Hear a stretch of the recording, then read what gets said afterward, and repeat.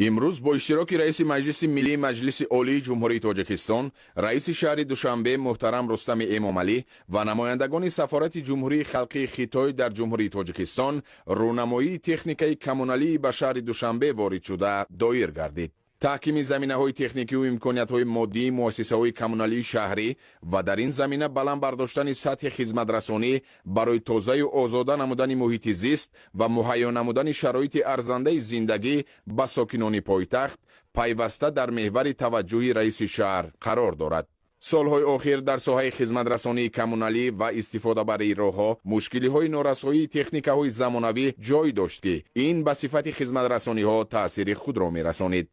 با ابتکار و هدایت‌های بی‌واسطه پرزیدنت جمهوری تاجیکستان پیشوای ملت محترم امامعلی رحمان و تشبس‌های سازنده رئیس شهر دوشنبه محترم رستم امامعلی، جهت وارد نمودن تکنیک‌های زمانوی، همکاری‌های سودمند با حکومت جمهوری خلقی خیتای راه‌اندازی گردید. در دایره همکاری‌ها سال 2021 مقامات اجرایی حاکمیت دولتی شهر دوشنبه با جمهوری خلقی خیتای سازشنامه آید به کمک تکنیکی به بازگشت و وارد نمودن 466 واسطه‌های نقلیات گوناگون کمونالی و مسافرکشی به موافقه رسانید. Китай и Таджикистан,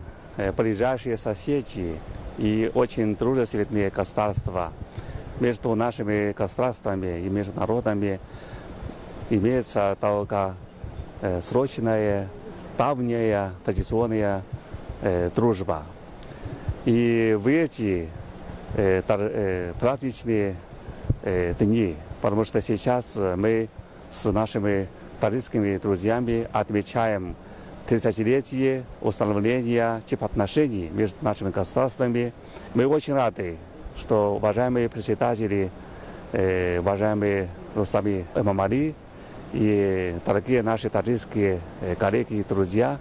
организуют такую же презентацию. Это символично и имеет очень важное значение. Я думаю, что это еще раз говорит о том, что между нашими государствами и между нашими народами очень дружественные отношения. И наше дружественное сотрудничество развивается и углубляется во всех областях. با عملی گردیدن سازشنامه در 16 مرحله تا امروز 413 عدد تکنیک‌ها وارد پایتخت گردید و 53 عدد دیگری آنها در جریان وارد شوی قرار دارند.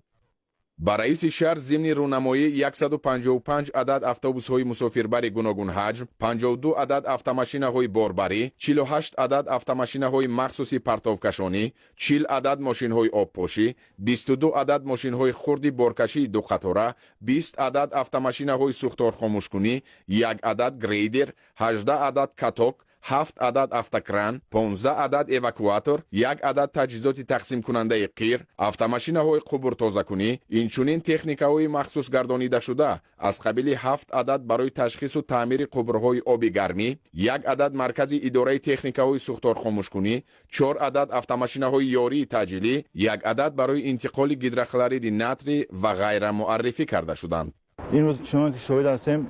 бо дастгириҳои محترم رئیس شهر دوشنبه با نو گردیدن پارک تکنولوژی کارخانه کانالی از جمله کارخانه کانالی مسافرکشانی شهر دوشنبه و امروز ما شاهد هستیم که در این اتوبوس‌های و دیگر تکنیک‌های مؤسسه کارخانه مختلف شهر دوشنبه که در مجموع 413 عدد تشکیل میدهند برای بهبود بخشیدن به وضع خدمت رسانی و آبادانی و نه فقط برای سمت نقلیات و دیگر سمت‌ها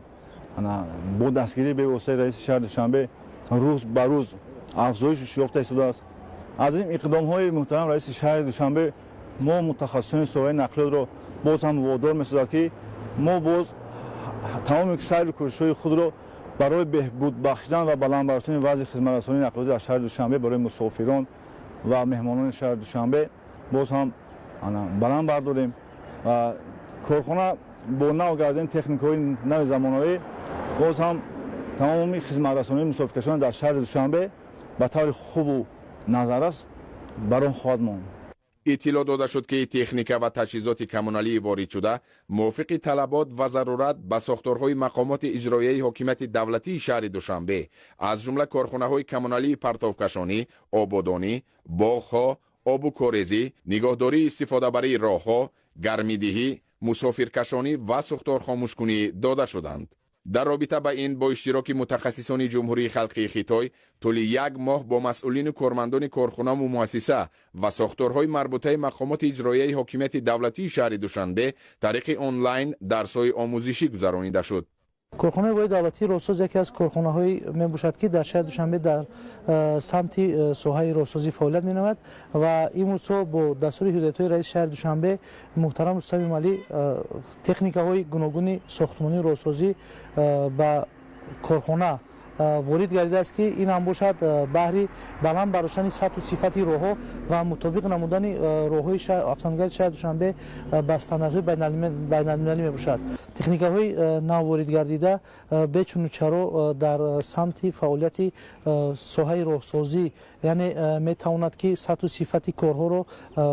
баланд бардорад ва мо мутахассисонро ба он водор менамояд ки роҳҳои ҳудуди шаҳри Душанберо яъне роҳҳои автомобилгарро ба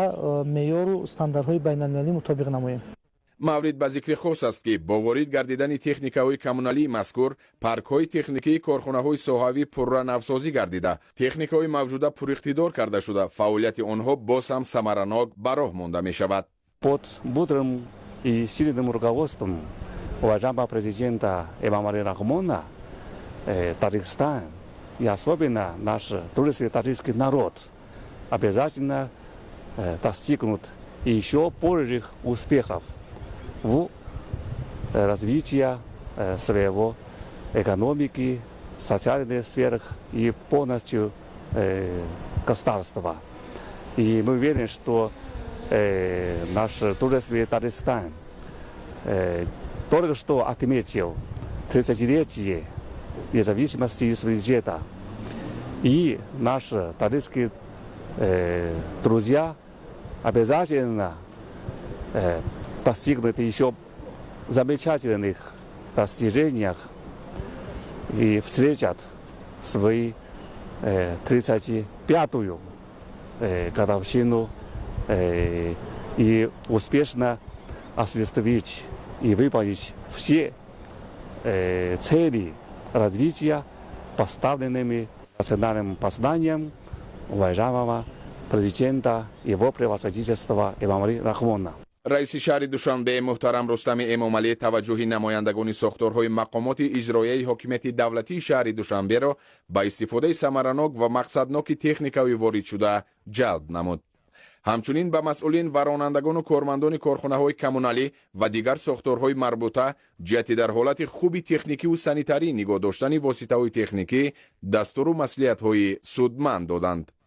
иброз намуданд ки роҳбарияти шаҳрдорӣ минбаъд низ барои таҳким бахшидани заминаҳои техникии корхонаҳои коммуналии шаҳр ва муҳайё намудани шароити хуби корӣ ва дар ин замина барои боз ҳам беҳтар намудани хизматрасониҳои коммуналӣ барои сокинону меҳмонони пойтахт тадбирҳои заруриро роҳандозӣ менамояд.